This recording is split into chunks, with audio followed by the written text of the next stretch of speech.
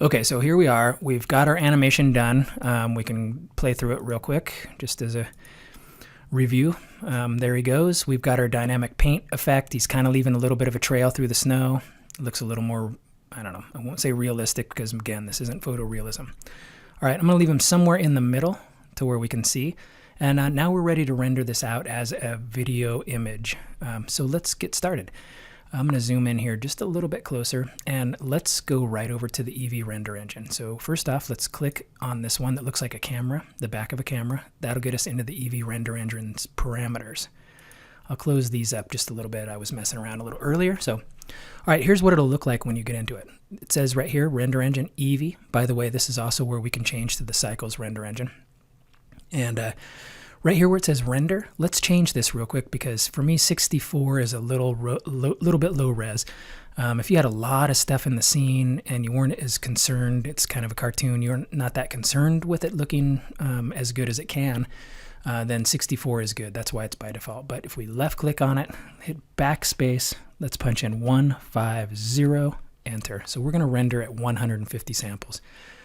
Now, I know that's double basically what it was before, or close to double what it was, but and that's going to make it run a little bit slower, that's for sure. But I found that the time difference isn't really that big of a deal for me personally. We're still going to be rendering, 3 to 5 seconds per frame, which I think is pretty outrageous compared to, having to deal with the Cycles render engines, 3 to 5 minutes per frame. So for me, it's not that big of an addition.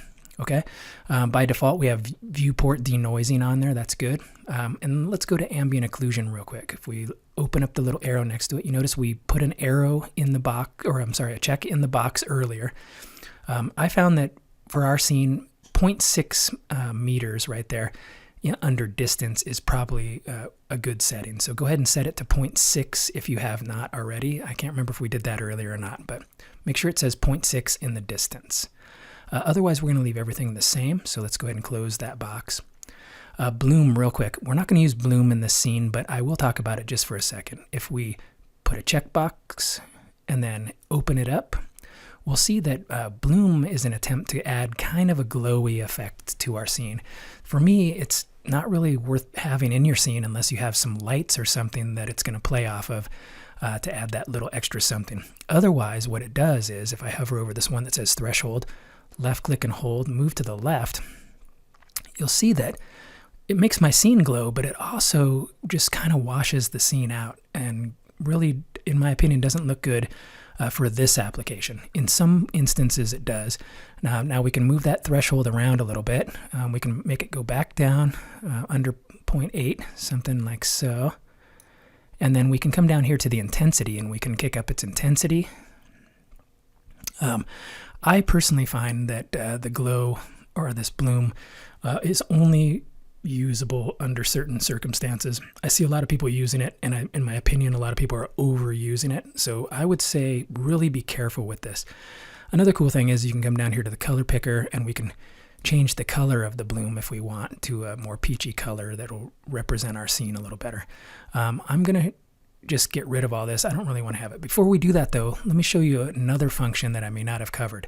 If I want to return this stuff to its default setting, like intensity for say, I can come over here, right click it and say reset to its default value. Same thing here, I can right click, reset to default, and then reset to its default, and it'll take it back to white. Okay, so let's uncheck bloom. That was just a quick tour of what bloom is. If you want a little glow, you have some lights, try bloom out. Remember to use it sparingly. Just one guy's opinion. All right, depth of field. We're not going to use any depth of field because we're not going to have, focus or f-stops or any of that kind of stuff to try to get blur in the background. We're just going to leave it all in focus, so we're not even going to use that. If we were going to use it, we would have to select our camera. Let me do that real quick. Oh, that looks like I'm going to have to come up here. Oh, I've got it turned off. So now if I can select my camera, because I had it turned off, if you were having trouble selecting it, you might have checked up here too. And then I get this camera icon. It's only when I have my camera selected that I get the camera icon. And then I would have to come down here to depth of field in my camera and check that box. And then we would get some more parameters, and then we would have to pick an object to focus on and all that kind of stuff. We're not going to be using that in this video. I will be using that in future tutorials, so stick around and maybe subscribe or something to get notifications of those tutorials. But anyways, we're not going to use that. So let's go back to the Eevee render engine, which is the back of this camera. So we don't have to do anything to use that other than our camera settings. All right, so let's go down a little bit further. Screen space reflections. Oh, sorry, I skipped subsurface scattering. It's hard to say. We're not using that in our scene either. We would have had to have added that to our material for our objects. And all that's saying is that on some things like flesh or fruits or organic materials, light goes into the object but then bounces back out. It gives it a certain look. That's called subsurface scattering, if you're not familiar with that. Again, in order for us to use that, though, it's on automatically, but we would have had to have added that to our material. So we're not doing that in this project. Screen space reflections, if we did check this box, if we left click, we're going to leave everything the same here. We just wanted it to be on so that we would get some reflections from everything. For instance, the snow is going to reflect up onto our snowball. Okay, motion blur. If we had real fast objects in our scene, we would want to click this, and that would add a cool motion blur effect. It's kind of expensive in render time, I think, my experiments with it. And then also it was hard to get it to not be kind of jerky. And so I think my understanding of how to use this is just not that great at this point. But it could add some cool effects for fast moving objects. Volumetrics, again, we're not going to use that in this project, but if we wanted fog or mist or something in our scene, we would have to add a node to our world output in order to get this volumetrics to work. Hair, this just means that if we had a hair particle system on our object, that we would definitely want to use the hair dynamics settings in both our particle settings as well as here, and possibly a node that is associated with hair. All right, shadows, let's click that open because we're definitely going to use that. I found that we're using a sun lamp. If it says cascade size, if you hover over it, it says size of sunlight shadow maps. Right now it's set by default to 1024. Let's click that and make it 2048. And then this other one here, cube size, if we click it up, it says size of point and area light shadow maps. So we can leave that one here. We're not really using that one.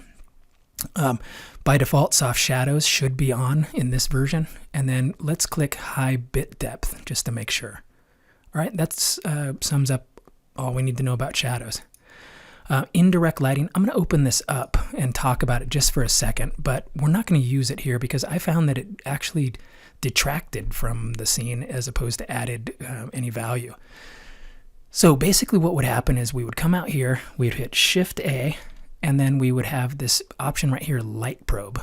And then we could add a reflection cube map, we could put in a reflection plane, and an irradiance volume. Now these are all sensors that are basically trying to sense how we have our scene set up, and it's trying to replicate the lighting of indirect lighting off of other objects and reflections and those kind of things more accurately.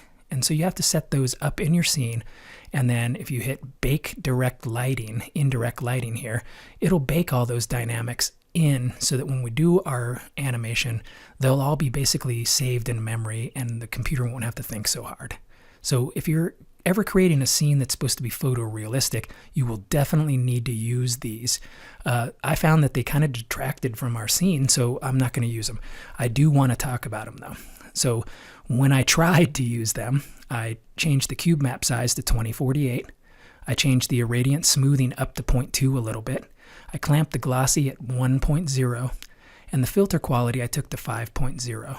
Now, these are settings that I usually change it to in other scenes where I need more realism, and it works quite well. However, like I said, it really just didn't work in this scene, so we're not even going to do it. Okay, I just wanted to talk about it. So once I have these settings done, my probes in my scene, all we would do is hit bake indirect lighting right here, and then it says right here, no light cache in the scene. If we were to bake it, we'd get a progress bar at the bottom, and then it would tell us how much memory we have for our scene. So this is going to come up in photorealism. In future tutorials, we'll definitely be using this. For this one, we're not going to. So no more really to say about it, except let's close it up. Okay, and then if we go down a little bit further, indirect lighting was the last one. Film, we're not going to mess with that. Simplify, we're not going to try to simplify our scene. We don't have a very complex scene here, so it's not that big of a deal. Freestyle, if you're not familiar with it, will, after every image rendered, put lines on here as if it has lines like a cartoon has the edges drawn on. We could get lines to draw on here. It's actually kind of a neat effect. And I may show a little bit about that at the end of this video. But if we wanted to have that happen, we'd have to click this on. And then there's other places in here where we could have more parameters. But we're not really going to talk about that too much. The last one I'd like to talk about here is color management. So let's click on that and come down here and check this out. View transform, Filmic. This Filmic log came on in Blender, I think 7.9. I can't remember if it was A or B or which one it was, but I think 7.9 as a permanent addition. Before that, it was an add-on. You had to do a bunch of weird stuff to get it to work. But now it's here, thankfully, permanently. We can come right down to this one that says look, click on it, and then the one that I'm going to pick is this one right here, medium high contrast. So let's go ahead and click it. And you can see what it did to the scene was it actually gave it a little bit more contrast between the various objects. And for an animation like this, I think it looks pretty good. You would also maybe use this if you were trying to get that crushed black look that a lot of Hollywood films have, where no matter where you look in any shadows or any place, it's just dead black. You might want to kick that up. You can also mess around with the exposure. So if you thought this scene needs to have a little less exposure or more, you can mess with that. Gamma, I'm actually going to turn the gamma down just a little bit. I'm going to hover over this bar, left click and hold, and let's move it down to the left just a little bit. Maybe to point, I don't know, 0.8, somewhere in there, 0.826. And that gives us a little more contrast as well. It takes a little bit of that washed out feeling that too much gamma can give us and brings back a bunch of our shadow data. Of course, you're the artist. You go ahead and set it however you like. One last thing about color management. If we go to the very bottom, if we click this one that says use curves, put a check in the box, click the arrow, we'll see we get these controls. And if you're familiar with Photoshop or something else that has curves controls, this will be very familiar for you. I've just set mine to a basic S curve, which is basically you just move these lines around. You can see what it does each time you move it around. And you can generally, a good policy is this S curve where this one's more over this way and this one's kind of down here. And each time you let it go, it'll do a little more control. So that's probably a little too much. If you don't want to mess with this, you don't have to. It's not that big of a deal. But it does give you more control over what the overall scene looks like. And by the way, this stuff here is basically showing what your movie's going to look like after everything else is done. So I think you can use these controls in conjunction with all the other settings and not really change anything else around. This kind of just goes over the top, kind of like a filter. Okay, cool. Okay, we're just about ready to do the last section of the render. However, I want to make a couple changes real quick. I noticed my snowman looks a little too high up in the snow. If yours is too, then let's fix that real quick, and here's how we do it. Let's select the ground by left-clicking. It'll turn yellow. We come over here to the Physics tab. Right here where it says Remove Canvas, under Canvas, let's hit Remove Canvas, and that'll end that dynamic paint effect on the ground. Let's left-click the lowest snowball on our snowman, and also come over in our Physics tabs and hit Remove Brush. Now if we select the ground again, so it's yellow, and we hit GZ, we can make the ground come up to whatever level we want. Something like that, for me, probably looks a little better. I want him to look like he has a little bit of weight, and I want him to leave a little more of a trail through the snow. So somewhere in here looks good to me. I'm going to left-click just to leave it in place. All right, now that we have the ground where we want it, we can go back over here under our Physics tab and hit Add Canvas again.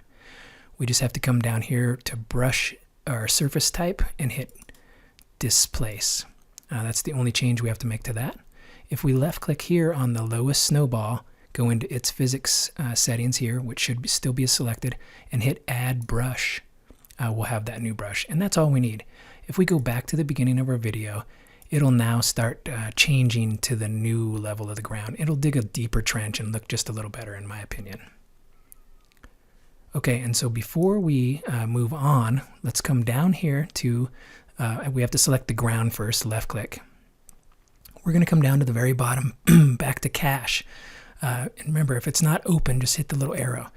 We're going to come down here where it says Bake All Dynamics and click left click, and it'll quickly bake those dynamics. Okay, so now that's 250 frames on disk, which will make our render happen a little faster. Okay, so I'm going to bring my, the snow person right out up in the middle somewhere, just so we can see them pretty good. So that's around frame 130, it looks like. Okay, so now we can start making sure that everything else is set up. One thing that I found is that the ground, or the sun lamp, was causing a weird effect on our snowman right up here because of light leak. So if we left click on our lights beam, we'll see that we get this green icon. By the way, we can also select it up here, as you remember, in our organizer for our collections. Let's change it from a sun lamp to an area lamp. The power goes way down because it's still set to the same power it was before for the sun lamp. So if we left click it, hit backspace, and then punch in the number 1500, enter, we'll get a good light back.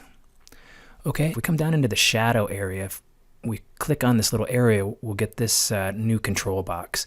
One thing that we need to change, let me zoom in here just a little bit, and this is one of the ways to fight some of this light leak. If I get real close, you can see that this stuff up here just doesn't really look right. If we change the bias, it'll blur that out just a little bit. I'm going to get it up around 4 or so, and it'll start to kind of blur it out just a little better. As we back out, then we can't see it as much as we could. There was a weird artifact there, and in some of the renders that I've done, that causes a flashing anomaly. So let's make sure we can put our bias. I mean, we can even put it up around 4 or so. And that'll help in this instance smooth that area under the hat out. It'll also kind of deaden our shadows just a little bit, but I think it's worth it to not have that strange anomaly. Okay. And then earlier we changed in the Eevee render engines. If we come right back up here to our render, it's the back of a camera here, the Eevee render setting. If we come down here to our shadows, we had the cascade size down here at 2048, but let's switch it to this one right here, the cube size, to 2048, and we can put this one back to 512. So cube size 2048, cascade size 512. And again, we had high bit depth on, and soft shadows was on by default. Okay, and then, so good. So I think we're ready to rock. So what we're going to do now is we're going to go into this little setting right here below the Eevee render engine. Looks like a little printer. It's the output properties. We'll see that we're setting, we're rendering at 1920 by 1080. That's the size of our image. Our frame start is 1. It ends at 250, so we have 250 frame segment here. We changed the frame rate to 30 frames per second. So that all looks pretty good. The last couple things we want to change is right down here where it says output, there's this long bar here. If we left click it, it'll allow us to pick where our folder is that we want to send this image to. Mine's on the desktop. I'm going to put it under this one called Snowtoot, and then we're going to accept, and you have to hit it twice now. Okay, so now it knows where I want this video to go. Down here where it says, on yours, by the way, let me click it and get it back to default. On yours by default, it'll say PNG, and you'll have all these controls. The reason for that is in the Cycles render engine, where the render times are so long, it's best to render it out as a PNG image sequence. Basically, it'll take 250 frames in our case, 250 PNG photos that we then have to sew into a video at a later time. And that's in case the computer crashes or the power goes out or something during a long 1 or 2 day render. We don't want to lose our video. In PNG sequences, it allows you to go back and start over at whatever picture the power went out. Okay, so we're going to change it though. If we click over here, we're going to change it to AVI JPEG, because in the Eevee render engine, this is going to be done in 10 or 12 minutes, this video. So I'm not really too worried about the computer crashing or the power going out. If it does, I'll just have to re-render it. So for this, we're going to go straight to video. Remember, longer renders, PNG image sequences is going to be your friend. But for short ones, we're just going to go straight to video. This just says right here that we're going to put out a color image, and it's about 90% quality, so that's plenty for this project.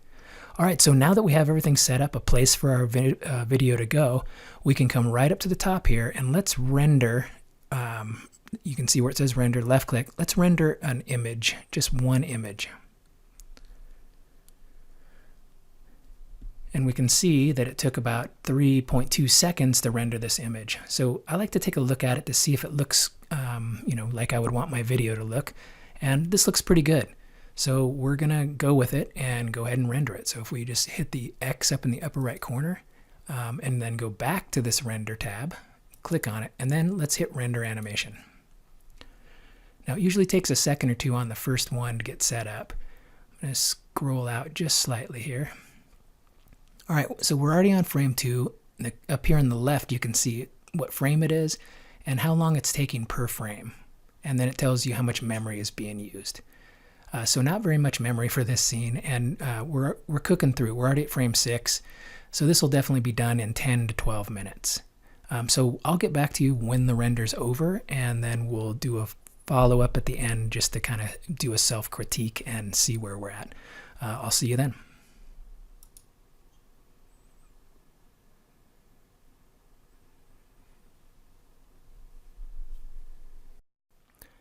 Okay, so here is the final render. I'm going to put him back to the beginning here, and let's push play and take a look at it. All right, he's leaving the cool trail in the snow just like we wanted. Everything's looking pretty good. I don't really see any anomalies with his shadows. Let me bring it back out here. Remember, we were having some issues, or I've had some issues anyways, up under the hat where we get a little light leak through the hat. Sometimes if you get that kind of a weird anomaly that flashes and makes a weird thing here, remember to go back to that part where we checked on the light and we adjusted its bias. That is one way to help fix that as well. Okay, it looks pretty good. This has been just a very simple animation project for beginners. You kind of have a good idea of what's going on. You can make your snowman do whatever you like. You could change the sky. You can change anything around. And remember, the animation techniques that we've learned here can be used all throughout Blender and for any other simple or complex character that you care to make. So anyways, another note too is you could have rendered this at 24 frames per second and it may have moved a little bit slower. I'm just used to 30 frames per second, but if you do try to render at 24 frames per second and you find that the timing is off because we built it for 30 frames a second, it's real simple to just select a keyframe and left click and hold and move that keyframe back and forth.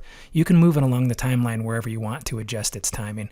It's pretty simple to do. So if you'd like to shoot it at 24 frames per second as it is by default, you can certainly do that.